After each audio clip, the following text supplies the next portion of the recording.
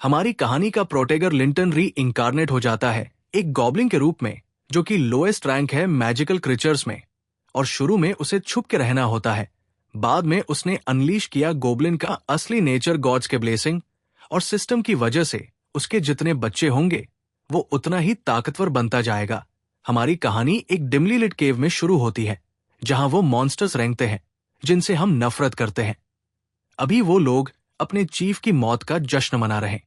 Leader की मौत के साथ ही एक मौका आता है उसका हथियार और बाकी की पोजेशंस को हथियाने का। जो बड़ा गॉब्लिन जमीन पर पड़ा है वो उन गोब्लिन्स का चीफ था, और जो छोटे छोटे गोब्लिन्स उसकी बॉडी को लूटने की कोशिश कर रहे हैं वह दिमाग से खाली है। उनको ये तक समझ नहीं आ रहा है कि उस वुडन क्लब को कौन लेगा। दो छोटे गोब्लिन्स ने तय किया कि चीफ कौन बनेगा, और उनके पास ये तय करने का सिर्फ एक ही तरीका था, और वो है लड़ाई। जो बचेगा वही सही। अगर तुम गोब्लिन्स को लड़ते हुए देखो तो अपनी आंखें बंद कर लेना, क्योंकि वो बहुत ही ज्यादा ब्रूटल होते हैं। वह स्क्रैच करेंगे, बाइट करेंगे और हर गंदा तरीका अपना आएंगे एक दूसरे को हराने के लिए। बाकी की गॉब्लिन लेयर की बात करे तो वो नेचुरली उस वायलेंस को सपोर्ट करते हैं। वो एक सर्कल बनाएंगे, और लड़ने वालों को चियरली को याद आया कि चीफ ने केव के अंदर कुछ अनटच प्रे छोड़ी हुई है। अब जब कोई ऑफिशियल उस प्रे का मालिक नहीं है तो वो उसे खुद के लिए ले सकते हैं। मगर इस प्लान में एक दिक्कत है। एक बंदा वहां पर बहुत ही फियर्सली प्रे की गार्डिंग कर रहा है। वो जिस शख्स की बात कर रहे हैं वह अभी वापस जाने वाला है प्रे वाली जगह पर पहरा देने। ये बंदा भी गॉब्लिन ही है, लेकिन बाकी गोब्लिन्स की तरह नहीं। जब वो प्रे की तरफ बढ़ता है तो बाकी गॉब्लिन लेयर उसे घृणा और नफरत से देखते हैं। सब उसे प्रे के गार्डियन के रूप में जानते हैं, जो कि एक डिसगस्टिंग क्रीचर है जो खुद को इंसानों की तरह ढकता है। कुछ गोब्लिन्स का मानना है कि वो सिर्फ खुद के लिए प्रे को संभाल कर रख रहा है, तो सबने वही सोचा, बस उस गार्ड को फॉलो करते रहो जब तक वो प्रे तक ना पहुंच जाए। लेकिन कुछ ज्यादा होशियार गोब्लिन्स थोड़ा और इंतजार करना चाहते थे, क्योंकि कुछ गोब्लिन्स पहले ही केव में अंदर चले गए थे प्रे को ढूंढने के लिए। चीफ के मरने के बाद वो लोग टफ गोब्लिन्स थे। जब लड़ाई शुरू होगी तो ये होशियार और सावधान गोब्लिन्स बीच में कूद पड़ेंगे। बेशक वो आउटकास्ट गोब्लिन ने सब सुना जो ये बदमाश उसकी पीठ पीछे कह रहे थे, तभी उसने चीखे और एक औरत की मदद की डेस्परिंग दौड़ने पर मजबूर कर दिया। जैसे ही उसने चीफ के कमरे के एंट्रेंस पर नजर डाली, वो मदद की पुकार और तेज हो गई। आउटकास्ट ने अपनी जिंदगी में सबसे तेज दौड़ लगाई और अंधेरे कमरे में घुस गया। प्रे अपनी जान बचाने की लड़ाई लड़ रही थी और गोब्लिन्स ने उसे जमीन पर दबा रखा था। वो गोब्लिन बच्चों को जम नहीं देना चाहती थी। वो बदमाश गोब्लिन्स और प्रे ने एक साथ आउटकास्ट को आते हुए देखा। वो औरत रोने लगी और ज्यादा डेस्परिंग लगी, जबकि गोब्लिन्स की गर्म सांसें और गंदे हाथ उसके शरीर को छू रहे थे। आउटकास्ट ने उन गुंडे गोब्लिन्स से उसे छोड़ देने की अपील की, मगर कोई फायदा नहीं हुआ। इस कमरे में हर तरह के क्रीचर्स की हड्डियां बिखरी हुई थी। कमरे का सबसे बड़ा गॉब्लिन फ्रीक आउटकास्ट के सामने खड़ा हो गया, ये दावा करते हुए कि चीफ की मौत के बाद प्रे अब उसकी है। अगर ये फ्रीक इससे असहमत है और उसकी प्रे लेने की हिम्मत करता है तो वह इन गुंडे गोब्लिन्स के हाथों मर सकता है। 3 गुंडे आगे से उस पर हमला करने के लिए दौड़े। वो अनाड़ी थे, मगर उनके पास नंबर्स का एडवांटेज था। डॉज करना ही एकमात्र विकल्प था। आउटकास्ट यकीन नहीं कर पा रहा था कि ये लो लेवल गोब्लिन्स उसे इतनी मुश्किल दे रहे हैं। वो अनाड़ी उसकी स्किन को स्क्रैच कर रहे थे, उसके क्लोक को फाड़ रहे थे, मगर आउटकास्ट ने दांत भींच और डट गया। वो यहां मर नहीं सकता। उसकी जर्नी तो बस शुरू हुई है। उसे जिंदा रहना है। उसकी डेस्परिंग का खून जमीन पर बिखेर दिया। जैसे ही पहला गॉब्लिन मारा गया, बाकी 2 डर से सहम गए कि अगला उनका नंबर है। आउटकास्ट ने अपना खराब सा बना डैगर निकाला, एक को नीचे गिराया और दूसरे 2 को डरा दिया। उसने जंग खाए हुए ब्लेड को उठाया और धमकी दी कि अगर वो तुरंत नहीं गए तो मारे जाएंगे। ये बदमाश सिर्फ तब टफ बनते हैं जब उन्हें लगता है कि वो दुश्मन पर भारी पड़ सकते हैं, मगर असली खतरे का सामना होते ही ये परसेंट घुटने टेक देते हैं। यही अब हो रहा है। वो लोग बड़े घमंड से कह रहे थे कि प्रे उनकी है, मगर पहले ही हथियार की झलक ने उन्हें अपनी पथे एक जान बचाने के लिए भागने पर मजबूर कर दिया। मिस्टर आउटकास्ट ने राहत की सांस ली। उसका एड्रेनल पूरे उफान पर था। लड़की उसके पास आई और पूछा कि क्या वो ठीक है और उसे फिर से बचाने के लिए शुक्रिया कहा। बाकी गोबलिन्स के अनलाइक मिस्टर आउटकास्ट ने कभी उस पर हाथ भी नहीं रखा था। वो अपनी जान भी दांव पर लगा देता। उसे बार बार बचाने के लिए लड़की नहीं चाहती थी कि उसे कुछ हो या उसे कोई नुकसान पहुंचे, क्योंकि वो बाकी गोबलिन्स जैसा नहीं है। लड़की ने ये बात कही और हमेशा से ऐसा ही रहा है। मिस्टर आउटकास्ट भी कभी इंसान हुआ करता था। उसने पहली बार उसी मजरे बल रूम में अपनी आंखें खोली थी जहां प्रे को छिपाया गया था।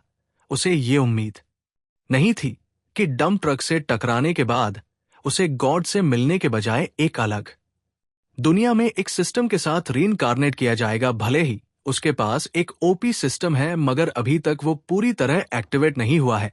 अपने कुछ स्टैट्स देखने के अलावा सिस्टम के पास कोई और यूजफुल फंक्शंस नहीं दिखते। हालांकि पिछले कुछ दिनों में वह खाली नहीं बैठा। वो इस महिला प्रे से काफी समय से बातें कर रहा था और उसके द्वारा बताई गई कहानियों और फैक्ट से मिस्टर आउटकास्ट को इस मिस्टिकल वर्ल्ड की कुछ समझ आई है जिस दुनिया में वह पहले रहता था। उसके अनलाइक इस रेलम में जो गॉड ने बनाया है, कई शक्तिशाली रेसेस क्रिचर और मॉन्स्टर्स रहते हैं, जैसे कि मैजेस्टिक ड्रैगन्स और इंसिडियंट डिमस। इंसानों ने अपनी फियर स्ट्रेंथ से इस वरिंग कॉन्टिनेंट पर अपनी जगह बना ली है।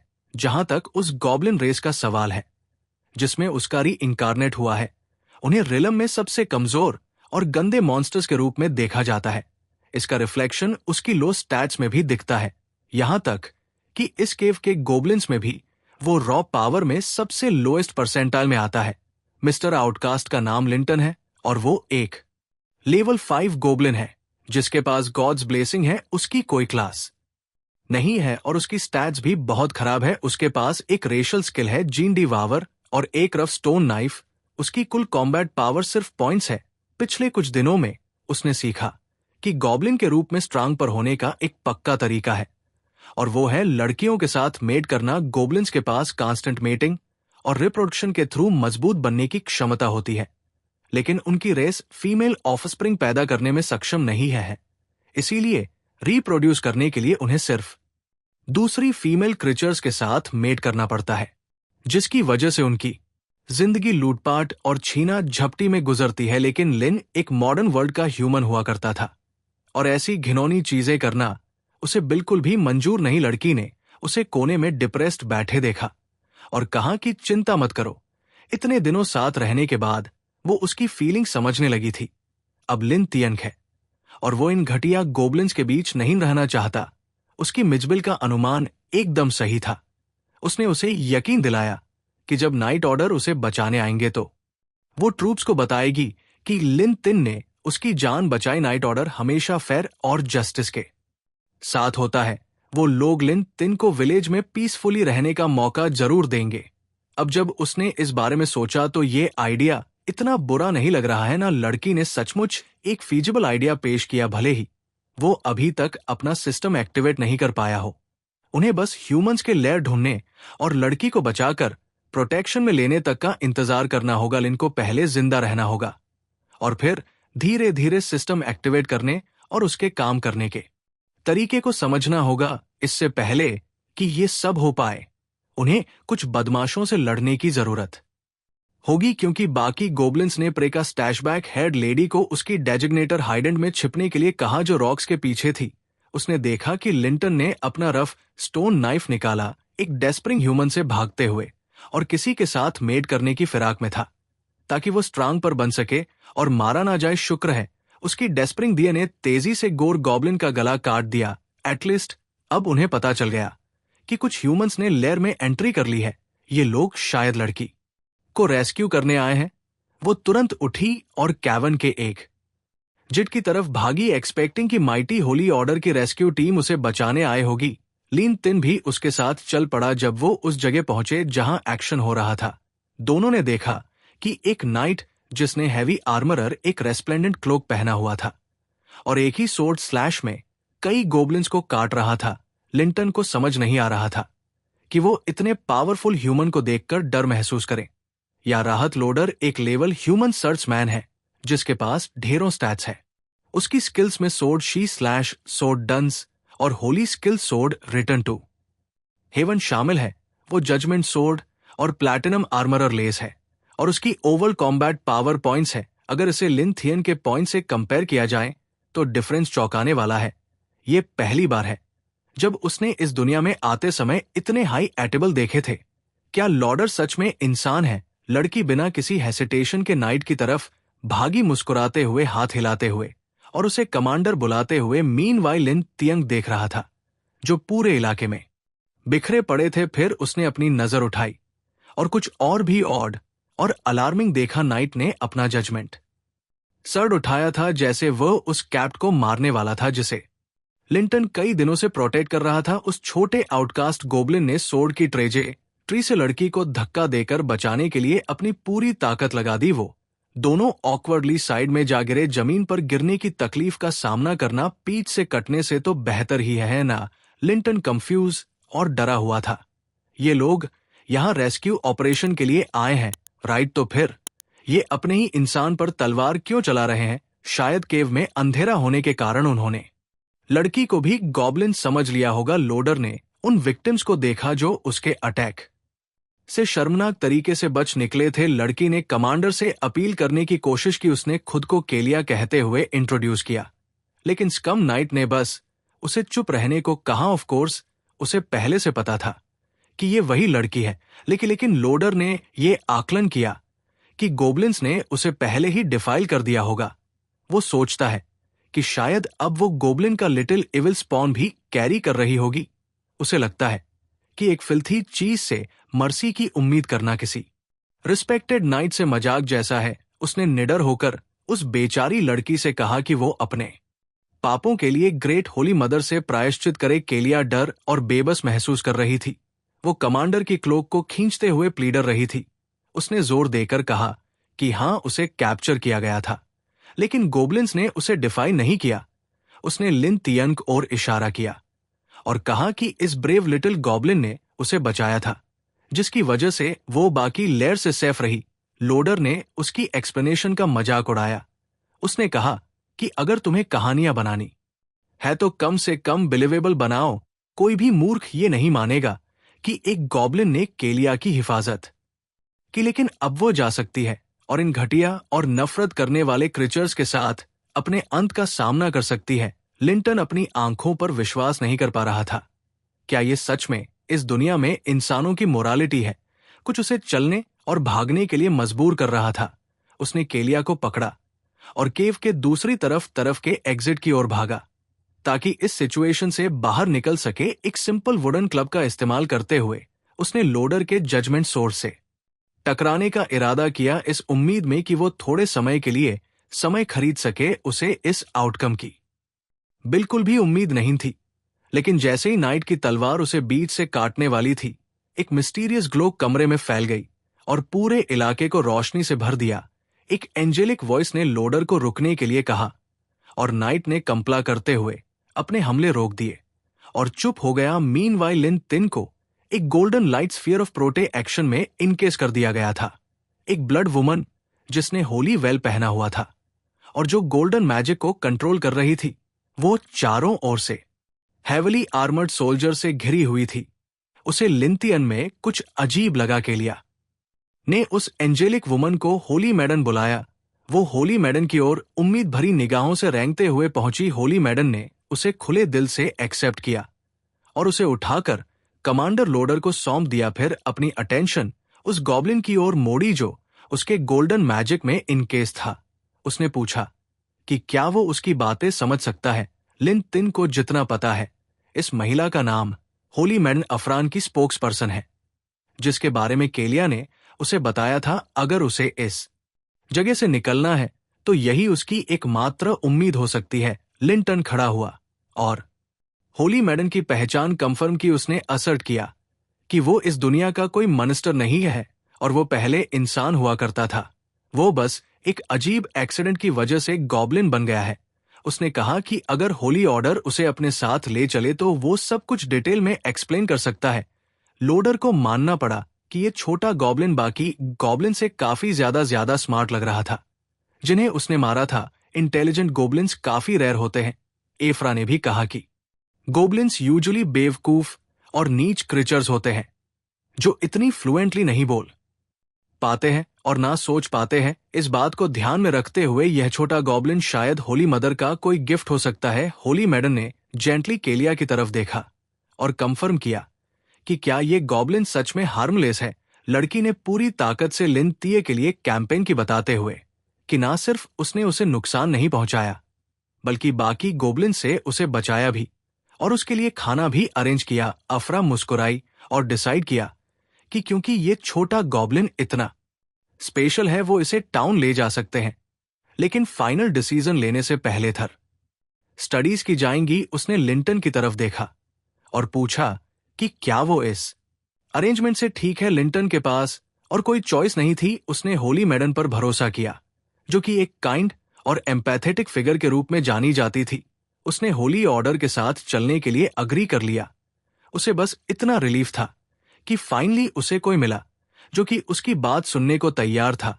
इस लेयर में रुकने का मतलब था सिर्फ मौत। एटलीस्ट वो एक ह्यूमन टाउन जाकर अपनी इनोसेंस प्रूव कर सकता था। अफरा ने अपना हाथ उठाया और एक अजीब इशारा किया। उस हल्की मूवमेंट से लिंटन को पकड़ने वाली गोल्डन डिफेंसिव स्फीयर घुल गई।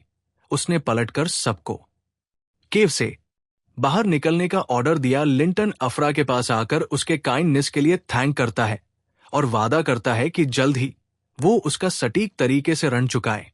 लेकिन तभी होली मैडम के चेहरे पर एक ट्विस्टेड स्मग स्माइल उभर आई। लिंटन ने स्किन और फ्लेश में ब्लेड घुसने की आवाज सुनी। उसने देखा कि इंसानी खून अचानक से फर्श पर फैल गया है। लोडर ने केलिया के पेट में छुरा घोंपा था। जैसे ही लिंटन ने मुड़कर देखा उसे वो नजारा मिला जिसमें वो लड़की जिसने रेस्क्यू की उम्मीद में इतने दिन काटे थे अपने फेलो ह्यूमंस के हाथों गिर रही थी। लोडर ने फिर से उसे पेट में छुरा घपा। शायद उसे लगता था कि केलिया गॉब्लिन का बच्चा अपने पेट में ले हुए थी। लिंटन इस घिनौने मंजर को देखकर एकदम से स्पीचलेस और स्तब्ध हो गया था। फिर उसने इफ्रांस वॉइस सुनी जो डिमांड कर रही थी कि लिंटन टाउन पहुंचने पर उसे अच्छे से रिपे करें। उसने अपनी जिंदगी में इससे ज्यादा डेमोनिक बात कभी नहीं सुनी थी। एक हफ्ते बाद एक पीसफुल टाउन के क्लियर ब्लू स्काई के नीचे प्लाजा बेल बज रही थी जो टाउन फोक का ध्यान अपनी तरफ खींच रही थी। टाउन स्क्वायर में एक स्टेज सेटअप किया गया था जहां होली ऑर्डर का कमांडर लोडर विलेजर्स को एक जोशीला भाषण दे रहा था। उसने गॉड के बच्चों को संबोधित करते हुए कहा कि पिछले गॉब्लिन रेड ने ब्राइट टाउन को कितनी बड़ी हानि पहुंचाई थी। गोब्लिन्स ने स्नीक अटैक से ब्राइट टाउन के रेजिडेंट्स का कत्ल किया था जो कि होली ऑर्डर की अथॉरिटी को चुनौती देने वाली एक अनफॉरगिवेबल घटना थी। यह सुनकर टाउन्स फोक ने उन गोब्लिन्स के खिलाफ फिर से अपनी हेल्पलेसनेस और एंगर को महसूस किया। वो डिमांड करने लगे कि खून के बदले खून और आग के बदले आग। इंसान और गोब्लिन्स हमेशा से दुश्मन रहे हैं। लोडर ने आगे कहा कि होली ऑर्डर ने टेम्पल की तरफ से इन हेडफुल गोब्लिन्स को खत्म कर दिया है और सक्सेसफुली उन मासूम विलेजर्स का बदला ले लिया है। होली मैडम ने आगे आकर लोगों से टेम्पल के लिए प्रार्थना जारी रखने और खुद को पूरी तरह से टेम्पल को समर्पित करने की अपील की। उसकी एंजेलिक प्रेजेंस ने टाउन्स फोक को एक सिंबल ऑफ होप और प्योरिटी से नवाजा। जैसा कि उसने वादा किया कि टेम्पल हमेशा अपने डिवाउट फॉलोअर्स की रक्षा करेगा। टाउन्स फोक ने इस एक्ट को खुशी से अपनाया और नाइट्स और टेम्पल की जयकारे लगाने लगे। इस बीच होली मैडम के क्वार्टर्स में माहौल काफी डार्क था जो उसकी स्टेटस और उसके रिप्रेजेंटेशन से बिल्कुल मेल नहीं खा रहा था। एक एसओ टेस्ट देखते हुए जिसमें कुछ अजीब डायग्राम्स और मैजिकल स्क्रिप्ट्स थे उसने आज के सरमन की सफलता पर राहत की सांस ली। हमेशा की तरह लोग आज भी उतने ही फूलिश थे। एक रेड वायल ऑफ लिक्विड पकड़े हुए अफरा अपनी कैजुअल वेयर में खुश थी कि टाउन्स फोक अब टेम्पल के लिए और भी ज्यादा डिवोटली प्रे करेंगे और उसके कॉज के लिए और भी ट्रिब्यूट चढ़ाएंगे। वो खुद से बात नहीं कर रही थी क्योंकि एक हफ्ते से कोई उसके क्वार्टर्स में कैद था। उसके कैप्टन की आवाज सुनते ही उसकी अदरवाइज सक्सेसफुल प्रोपेगेंडा किरकिरा हो गया। अर्लिया लिंटन को बांधा गया था। उसके मुंह पर मेटल मास्क डालकर उसे साइलेंस किया गया, हर तरह से टॉर्चर किया गया, उसकी बाई आंख निकाल दी गई और उसे इंसानियत के नाम पर सबसे ज्यादा अमानवीय ट्रीटमेंट दिया गया। दीवार पर लटके हुए उसने अपनी ब्लड शॉट आई से विच को गुस्से से देखा, जिसने उसे इस हेल से गुजारा था। फ्रेया उसे पूरी बेरुखी से देख रही थी। गॉब्लिन का अभी भी जिंदा रहना उसकी स्ट्रांग वाइटलिज्म नहीं कि टेम्पलिन पेस की गोब्लिन्स को कॉन्टिनेंट से रेडिकेट नहीं कर पा रहा था। अब क्योंकि उसके के पास थोड़ा टाइम था, उसने सोचा कि क्यों ना गोब लिंस पर पॉइजन का असर देखा जाए। उसकी एंजेलिक वॉइस में इतनी गंदी बातें सुनकर लिन तिन को अंदर से घिन महसूस हुई। उसने गुस्से में चिल्लाकर अफरा पर उसे धोखा देने का इल्जाम लगाया, जैसे उसने ब्राइट टाउन के सभी लोगों को दुखे में रखा था।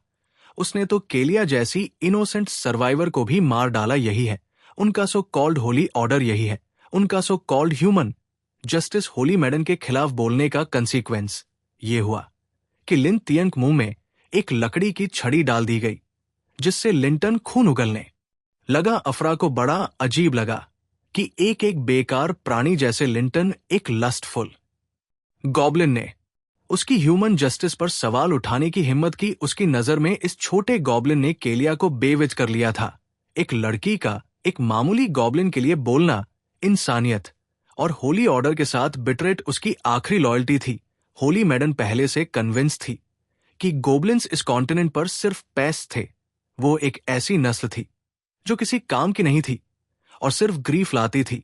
एक होली मैडन का एक गॉब्लिन से बात करना अपने आप में एक बहुत बड़ा फेवर था। उसने सोचा कि लिंटन को नफरत से भरने की बजाय ज्यादा एप्रिशिया उसे अपने छोटे और डिसगस्टिंग शरीर का इस्तेमाल इंसानों और होली ऑर्डर के एक्सपेरिमेंट्स में योगदान देने के लिए करना चाहिए था। अफरा का हाथ गोल्डन ग्लीम से चमका और लिंटन के पीछे एक मैजिकल सर्कल उभर आया। उस पेल की आग की वजह से उसे एक अनबेबल पेन हुआ। उस मैजिकल फायर ने उसकी नफरत को जला दिया और उसे पूरी तरह से होपलेस कर दिया। लिंटन ने खुद से पूछा, क्या यही अंत है? क्या वो ऐसी मिजबिल थी कि वो इतना फूलिश था? एक इंसान से री इनकारनेट होकर वो एक लो लेवल गॉब्लिन बन गया था, लेकिन उसके बाद भी उसने अपने ह्यूमन कंपैशन होल्ड किया, बिलीविंग की होली ऑर्डर सच में राइच अस और काइंड था। उसकी वीकनेस और नाइटी उसकी सबसे बड़ी मिस्टेक्स थी, जो उसे होली मैडन के टॉर्चर तक ले आई थी। ब्राइट टाउन के ह्यूमन विलेज में वापस लाए जाने के बाद लोडर और अफरा ने उसे हर तरह से टॉर्चर किया, उससे खिलवाड़ किया। चाहे उसने जितनी भी प्लीडिंग की, उन्होंने कभी उसकी बातों पर भरोसा नहीं किया। आखिरकार लिंतियन ज्यादा देर तक सरवाइव नहीं कर पाया और एक सडिस्टिक विच और उसकी नेशंस के हाथों मर गया। उसकी दूसरी मौत बेहद दर्दनाक थी। ये सबसे बुरा तरीका था मरने का। अगर उसे एक और मौका मिला तो उसने कसम खाई कि वो ह्यूमंस पर कभी ट्रस्ट नहीं करेगा। अगर उसे एक दूसरा मौका मिलता तो वो इसे सही तरीके से करता। गोब्लिन लिंटन उनके बोनस को पीस डालता और उनका खून ड्रेन कर देता। वह उन्हें उतनी ही तकलीफ देता जितनी उन्होंने उसे दी, उसे इंसानिटी के कगार पर पहुंचाकर। पर खैर, ये सब तभी हो सकता है अगर वो फिर से जी सके। लिंटन ने अपने ब्लड शॉट आइज कंफ्यूजन में खोले। उसने लेफ्ट और राइट देखा और जिंदा होने का एहसास किया। इतने दर्दनाक और ट्विस्टेड एक्सपेरिमेंट्स के बाद भी वह कैसे जिंदा था और वो कहां था? उसके सवाल का जवाब देने के लिए सिस्टम तुरंत प्रकट हुआ और बताया कि goblin life simulation system activate हो गया है। उसकी फाइनल इवैल्यूएशन ये थी कि उसकी मौत उसकी फूलिशनेस की वजह से हुई। वो भूल गया था कि वो एक गॉब्लिन है और ह्यूमंस कभी भी एक गॉब्लिन पर ट्रस्ट या दया नहीं करेंगे। वो टॉर्मेंट में मरा और इस हफ्ते भर के टॉर्चर का दर्द उसकी सोल पर इम्प्रिंट हो गया। किसी भी ट्रांसमिग्रेटर के लिए यह सबसे बुरा अंत होता, लेकिन उसे एक नया जीवन शुरू करने का मौका दिया जा रहा था। तो ये सिस्टम है जो सिर्फ मौत के वक्त एक्टिवेट होता है। अगर वो सब सही से पढ़ रहा है तो इसका मतलब है कि उसे फिर से जिंदा किया जा सकता है। लेकिन ऐसा लगता है कि वो फिर से सबसे नीच क्रीचर एक कॉमन गॉब्लिन के रूप में पैदा होगा। कंफ्यूजन में उसने सिस्टम से पूछा कि उसका यस और नो का चॉइस क्या रिप्रेजेंट करता है। सिस्टम ने प्रॉम्प्टली जवाब दिया कि अगर उसने नो चूज किया तो उसकी सोल डिसिपेटर मौत, अगर उसने यस चूज किया तो वो अपनी करंट मेमोरी और सिस्टम को रिटेन करेगा और उसे उसकी मौत से एक हफ्ते पहले गॉब्लिन केव में वापस भेज दिया जाएगा। ये सारे पैरामीटर्स पहले थोड़ा कंफ्यूजिंग लगे लिंटन को, लेकिन धीरे धीरे उसने सब समझ लिया, एक ट्विस्टेड स्माइल के साथ। उसने सोचा कि ये यूनिवर्स का तरीका है, उसे रिवेंज का दूसरा मौका देने का, उसे हर सिक और ट्विस्टेड चीज का बदला लेना है जो लोडर और अफरा यानी उसके साथ की थी। बिना किसी हेसिटेशन के उसने वो ऑप्शन चुना जिससे वो टाइम में वापस जाकर अपने डिसीजंस बदल सके। अब बस एक ही चीज उसे फ्यूल कर रही थी, वो थी बदले की आग। अब से उसकी गॉब्लिन लाइफ शुरू होगी और अब वो कोई अच्छा आदमी नहीं बनेगा। वॉइड जो उसे घेर रही थी धीरे धीरे एक डिजिटल मेस में बदल गई, क्योंकि उसका शरीर गोब्लिन केव में ट्रांसफर होने लगा। जब प्रोसेस पूरा हुआ तो सिस्टम ने उसे थोड़ी हेल्प दी ताकि वह इस दूसरी री इनकारनेट में सरवाइव कर सके। सिस्टम ने उसे हल्का सा स्ट्रेंथ कर दिया था। लिंटन ने अपने हाथों को देखा और उसे खुद को थोड़ा हल्का और ज्यादा ताकतवर महसूस हुआ। एनहांसमेंट थोड़ा ही था जैसा कि सिस्टम ने कहा था, लेकिन कुछ ना होने से तो ये बहुत बेहतर था। सिस्टम ने उसे वार्न किया कि भले ही वो फिर से पैदा हुआ है, खतरा अभी टला नहीं है। इस समय होली ऑर्डर लगभग उसकी लोकेशन पर पहुंचने वाली है। अगर वो फिर से मर गया तो सिस्टम उसे वापस रिवाइव नहीं कर पाएगा। ये तो लिंटन को पहले से ही पता था। अभी उसे सोचना पड़ेगा कि होली ऑर्डर के आने पर कैसे डील किया जाए। अब उसे अपना गार्ड बिल्कुल भी नीचे नहीं करना है। सबसे पहले उसने सिस्टम से पूछा कि वो क्या क्या कर सकता है। सिस्टम का नाम था गॉब्लिन लाइफ सिमुलेशन सिस्टम।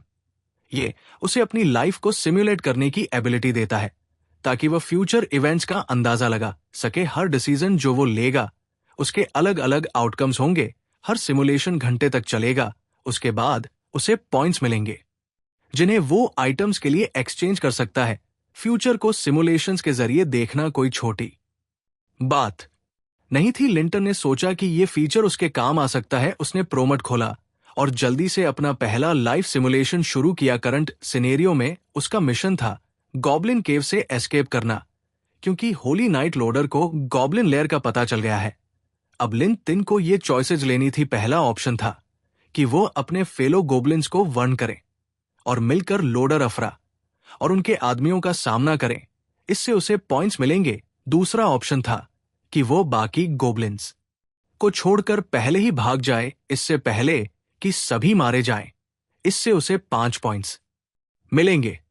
तीसरा और आखिरी ऑप्शन था कि वो केव में छिप जाए और बस दुआ करें कि लोडर और होली ऑर्डर उसे ना ढूंढ पाए। इस ऑप्शन से उसे 0 पॉइंट्स मिलेंगे। लिंटन ने थोड़ा टाइम लिया और सारे ऑप्शंस को केयरफुली कंसीडर किया। भले ही उसे 3 ऑप्शंस दिए गए थे, कुछ ऑप्शंस वैसे ही होपलेस थे।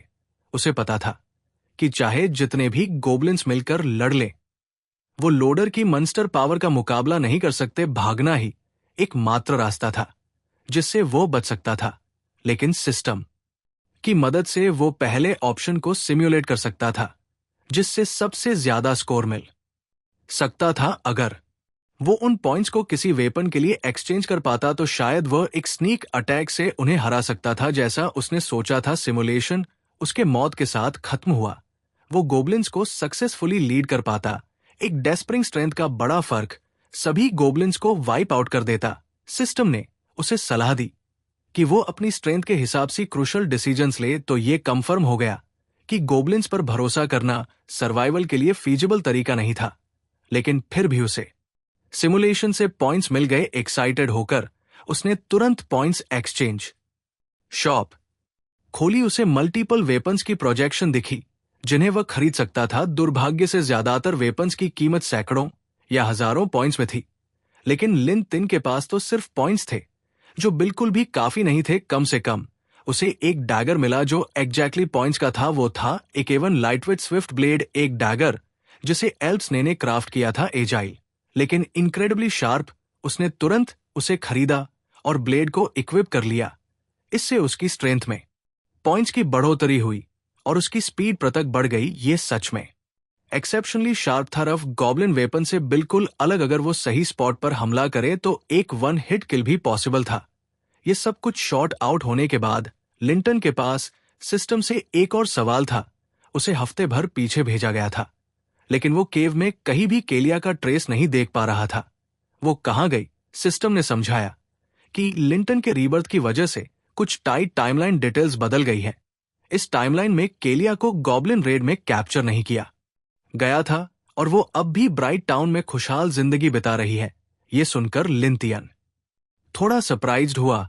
अब उसे ये जानकर तसल्ली मिली कि वो लड़की सेफ एंड साउंड है। उसे गोब्लिन्स के हाथों कैप्ट होने और अपने रेस्क्यूर्स के हाथों मरने का कोई भी ट्रॉमा नहीं झेलना पड़ेगा। लिन तियन चेहरे पर एक हल्की मुस्कान आई। किसी ट्विस्टेड तरीके से उसे ऐसा लगा जैसे उसने अपना वादा पूरा कर दिया था। अब उसे और कोई चिंता नहीं थी। अब होली ऑर्डर के खिलाफ पीछे हटने की कोई जरूरत नहीं थी। लेकिन सबसे पहले उसे एस्केप करके सरवाइव करना होगा। उसने केव से बाहर जाने वाला सबसे सकारा रास्ता ढूंढ निकाला। उस रास्ते की एंट्रेंस छोटी थी, इसलिए वहां पर गार्ड भी रिलेटिवली कमजोर होने चाहिए। लिंती एंड कैवन के ओपनिंग के पास छिपा रहा और उसने 2 गार्ड्स को देखा। वो आपस में बात कर रहे थे कि गोब्लिन्स कितने डिसगस्टिंग होते हैं और ये काम कितना आसान होगा। उसने छिपकर थोड़ा वक्त लिया सोचने के लिए कि इस प्रॉब्लम को कैसे टैकल किया जाए। गार्ड्स खुश थे कि उन्हें छोटे एंट्रेंस पर ड्यूटी मिली है। जो भी गोब्लिन्स भागने की कोशिश करेंगे वो सिर्फ एक हैमर स्विंग में ही कुचल दिए जाए। लेकिन उन्हें ये नहीं भूलना चाहिए था कि लॉर्ड लोडर ने उन्हें ऑर्डर दिया था कि किसी भी लड़की को केस में भागने की कोशिश करने पर मार दिया जाए। उन्हें विलेज तक कोई भी सर्वाइवर नहीं पहुंचने देना था। यह सुनकर लिंटन को गुस्सा आ गया। गोब्लिन्स को तो छोड़ो, ये होली ऑर्डर और उनका होली रूल बेवजह अपने ही लोगों को मार डालेंगे। अब उसके पास कोई ऑप्शन नहीं था। उसे इन गार्ड्स को हराकर ही बाहर निकलना था। उसने एक प्लान बनाया और अपनी नाक को दबाकर अपनी आवाज को थोड़ा ऊंचा किया। फिर उसने ऐसा एक्ट किया जैसे वो ब्राइट टाउन की कोई लड़की हो जो गोब्लिन्स के चंगुल से बचने के लिए बेतहाशा मदद की गुहार लगा रही हो।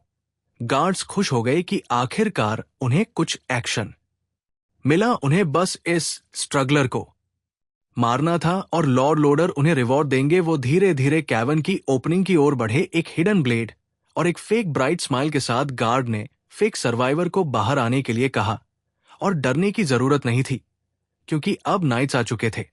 लेकिन उसने अपना ये डिसीफे पर फैल चुकी थी। लिन तिन बाहर आया, एक कोल्ड ब्लडेड किलर की आंखों के साथ। उसकी नई ब्लेड को उसके पहले किल का खून मिल चुका था। अब ह्यूमन स्लॉटर शुरू होगा। दूसरा गार्ड अपने मरे हुए साथी को बेविल्डरमेंट से देख रहा था। वो गार्ड खाप नहीं लगा। वो कंफ्यूजन में था कि इतने कमजोर गॉब्लिन को मारने में उसे इतना टाइम क्यों लग रहा था। वो उसकी ओर बढ़ा। उसे यह भी नहीं समझ आ रहा था कि वहां कुछ गड़बड़ थी। उसके हिसाब से वो लोग हंटर थे और गॉब्लिन उनका शिकार। लेकिन लिंटन ऐसा नहीं सोचता था। जिस पल ह्यूमंस ने उसका भरोसा तोड़ा, रोल्स बदल गए थे। अब उसका सिर्फ एक ही मकसद था, मजबूत बनना और बदला लेना। उसने उस गार्ड पर हमला किया जो ये समझ ही नहीं पाया कि आखिर ये हो क्या रहा है, और उसे हवा में उड़ा दिया। और क्योंकि ये सब कुछ एकदम अचानक से हुआ, गार्ड समय पर रिएक्ट नहीं कर पाया और उसका बैलेंस बिगड़ गया। अब वो सिर्फ एक आसान टारगेट बन चुका था। हमारे हीरो के लिए अगले ही पल लिंटन की तलवार दुश्मन तक पहुंच गई और वॉरियर के शरीर पर एक बड़ा घाव छोड़ गई। गार्ड को यकीन नहीं हो रहा था कि कोई गॉब्लिन उसे इतनी आसानी से हरा सकता है। लेकिन उसके थॉट्स एक तेज दर्द से इंटरप्टेड हो गए जिसने उसे साफ सोचने से रोक दिया। वो अपने पैरों पर खड़ा नहीं रह पाया और एक दर्द भरी चीख के साथ जमीन पर गिर पड़ा। अपने डर से भरी आंखों को उठाते हुए उसने उस गॉब्लिन को देखा जिसे कुछ मिनट पहले वो और उसका दोस्त मारने वाले थे। लेकिन अब सिचुएशन पूरी तरह से बदल चुकी थी। उसे लगने लगा कि उसके सामने जो गॉब्लिन है वो एक डीम है और वो आंशिक रूप से सही था। ये सोचते हुए कि शायद गॉब्लिन किसी चमत्कार से उसे समझ जाएगा, आदमी ने उससे प्रार्थना करनी शुरू कर दी कि उसे ना मारे। फिलहाल यही एक चीज थी जो वो कर सकता था। उसने लिन तिन को एक मेडलिन दिखाया जिसमें एक औरत और बच्चा बने हुए था और कहा कि उसकी एक वाइफ और बेटी है जो उसके वापस लौटने का इंतजार कर रही है। ये बात काफी आरोनिक थी हमारे हीरो के लिए, ये देखते हुए कि यही आदमी कुछ मिनट पहले उसे मारने में जरा भी नहीं हिचकिचा रहा था। और अब उसी से मर्सी की उम्मीद कर रहा था। नाइट जस्टिफाई करता रहा ये कहते हुए कि उसने सिर्फ होली ऑर्डर के ऑर्डर्स को फॉलो किया था। उसने वादा किया कि अगर हमारा हीरो उसे छोड़ देगा तो वो उसे सोने के सिक्कों की एक बैग और एक ह्यूमन लड़की लाकर देगा। गार्ड ने अपनी पूरी कोशिश की लिन तिन को कन्विंसिंग तिन को उसकी किसी बात से कोई फर्क नहीं पड़ता था। इस कष्ट दुनिया में अपनी छोटी सी जिंदगी में हमारा हीरो इंसानों से पूरी तरह डिसइल्यूजन हो चुका था ऑर्डर का। गार्ड सोचता था कि वो अपनी प्रॉमिस और फेक स्माइल से उसे बेवकूफ बना सकता है, लेकिन लिन तिन को उसके हाथ में छिपा नाइफ साफ दिख रहा था। दुर्भाग्य से गार्ड ने इसे कभी रियल लाइफ सिर्फ एक माइंस गॉब्लिन समझ रहा था। गार्ड ने नाइफ निकाला और एक अजीब हंसी के साथ लिन तेन पर झपटा, लेकिन अगले ही पल खून का छींटा पड़ा। लेकिन वो खून लिन तेन का नहीं था, उन दोनों में से सिर्फ एक ही ब्रेनलेस था। और अब वो सिर ही भी था। गढ़ टूटे हुए मेडलियंस उसने इस्तेमाल करने का वक्त ही नहीं मिला, वही जमीन पर पड़े रह गए। फाइनली सब खत्म हो गया था। इस लड़ाई के बाद लिन तिन को और भी पक्का हो गया कि उसे किसी पर ट्रस्ट नहीं करना चाहिए, खासकर इंसानों पर। अचानक जंगल की गहराई से कुछ शोर और तेज रोशनी आई, जो इस बात का संकेत था कि सेंट मैडन और लोडर पास ही थे। अभी लिन तिन ऐसी हालत में नहीं था कि वो उनका सामना कर सके। उसे और मजबूत होने के लिए कुछ समय चाहिए था। गार्ड्स में से एक की शर्ट उठाकर लिनती वहां से निकल पड़ा। उसने खुद से वादा किया कि वो लोडर और अफरा से फिर मिलेगा और तब उन्हें उसके साथ किए गए सारे दर्द का हिसाब चुकाना पड़ेगा। अफरा और लोडर उसी जगह पर पहुंचे जहां दोनों गार्ड्स की लाशें पड़ी थी। डेड बॉडीज देखकर लोडर को समझ नहीं आ रहा था कि यहां पर हुआ क्या था। आमतौर पर दो गार्ड्स आराम से 2 दर्जन गोब्लिन्स को रोक सकते थे, लेकिन यह मामला कुछ अलग था। अगर कोई क्रीचर इन 2 आर्म वॉरियर्स को हरा सकता था तो वो मोस्ट लाइक कोई म्यूट गॉब्लिन था।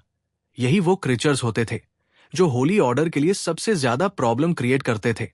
ऐसे क्रीचर को भागने देना फ्यूचर में और भी ट्रबल खड़ा कर सकता था। लोडर और अफरा ये बात जानते थे। लोडर ने गार्ड की लाश पर लात मारी क्योंकि उसने उसे एक यूजलेस पीस ऑफ ट्रैश समझा जो एक मूटेड गॉब्लिन को भी संभाल नहीं पाया। दूसरी ओर अफरा इस मूटेड गॉब्लिन की बात सुनकर बेहद एक्साइटेड और एजिटेटेड हो गई थी। उसकी अनहेल्दी टेंडेंसीज बाहर आने लगी थी और उसे उन दिनों की याद आने लगी थी जब उसने एक मूटेड इंटेलिजेंट गॉब्लिन के साथ खूब मजे किए थे।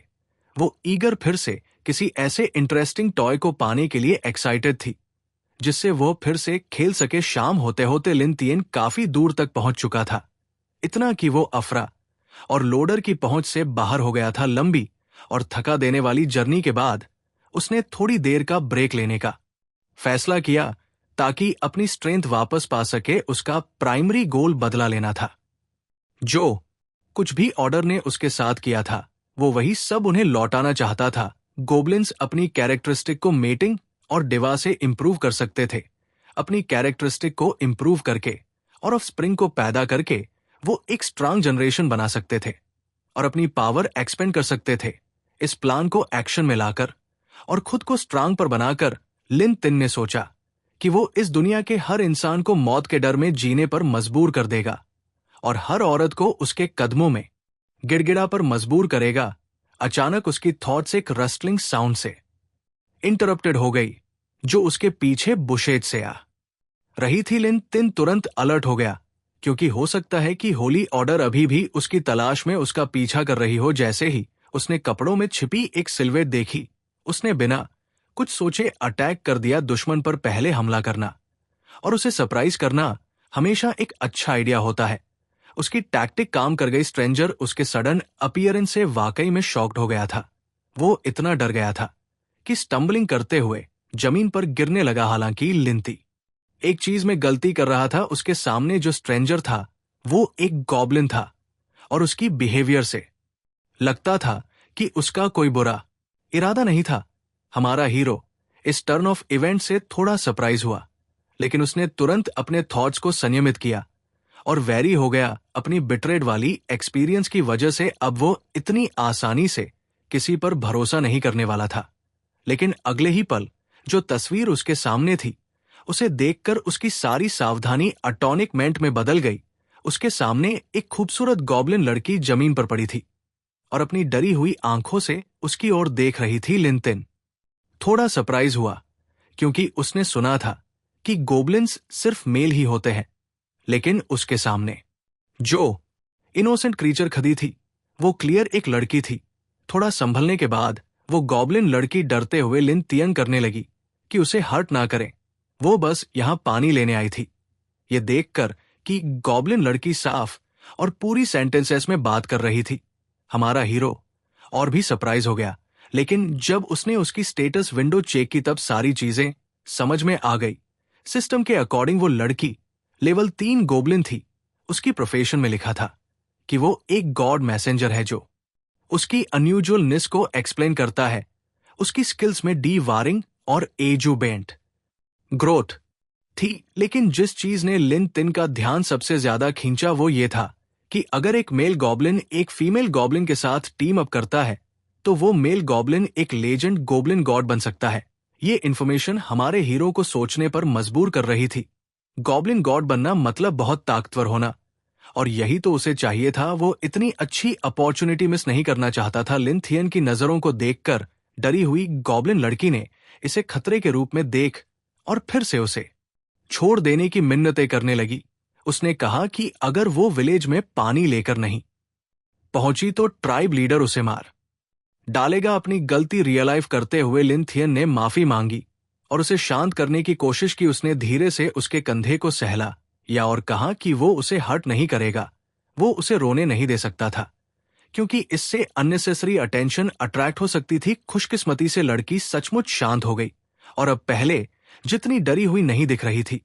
वो धीरे धीरे लिन तिन के पास आई और एक्साइटेड होकर पूछा कि क्या वो भी बोल सकता है, जिस पर उसने अफर्मेली नॉड किया। बाय नेचर गोब्लिन्स प्रॉपरली बात नहीं कर सकते थे, इसलिए लड़की को अपने ट्राइब्समैन से कम्युनिकेट करने में काफी मुश्किल होती थी। लिन कियान की काइंड और केयर ने लड़की को बहुत सरप्राइज किया क्योंकि ट्राइब में बाकी गोब्लिन्स उसे सिर्फ मारते और डांटते थे। उसे लिन तिन के आसपास रहना इतना अच्छा लगा कि उसने उसे अपने ट्राइब में वापस चलाने का ऑफर दे दिया। ट्राइब के बारे में सुनकर लिन तन ने उससे इसके बारे में पूछना शुरू किया क्योंकि उसके पास अभी भी होली ऑर्डर की चेस से एस्केप करने का कोई पक्का प्लान नहीं था। बेस्ट सॉल्यूशन यही था कि वो किसी गॉब्लिन विलेज में छिपकर रह ले जहां वो बाकियों के साथ लेन इन कर सके। हमारे हीरो के अचानक बदले हुए डेमन ने लड़की को थोड़ा कंफ्यूज कर दिया, लेकिन उसकी शाइनिंग आइज में देखकर उसने फिर भी विलेज ले चलने के लिए अग्री कर लिया। एक स्लाई स्माइल हमारे हीरो के चेहरे पर आ गई। उसने काफी समय से सोचा था कि वो अपने सबऑर्डिनेट्स कहां से ढूंढेगा। खुशकिस्मती से अपॉर्चुनिटी खुद चलकर सामने आ गई थी। जैसे ही वो विलेज पहुंचे, आर्म्ड गोब्लिन्स टेंट से बाहर आ गए। उन्होंने तुरंत इस अनइनवाइटेड गेस्ट को घेर लिया। बाकी गोब्लिन्स की तरह वो भी लिन यन को इंसानों जैसे कपड़े पहने देखकर सरप्राइज हो गए थे। उनके लिए ये एक नई चीज थी क्योंकि उन्होंने पहले कभी ऐसा अजीब गॉब्लिन नहीं देखा था। उसी वक्त हमारा हीरो उनकी संख्या असेस कर रहा था और यह देखकर प्लीज था कि उसे इतना बड़ा विलेज मिला है। अब वो उनकी ट्रस्ट गेन करने की शुरुआत कर सकता था। उसने विलेज में शामिल होने और बॉस से मिलने की परमिशन मांगी। गोब्लिन्स को ऐसी रिक्वेस्ट बिल्कुल पसंद नहीं आई।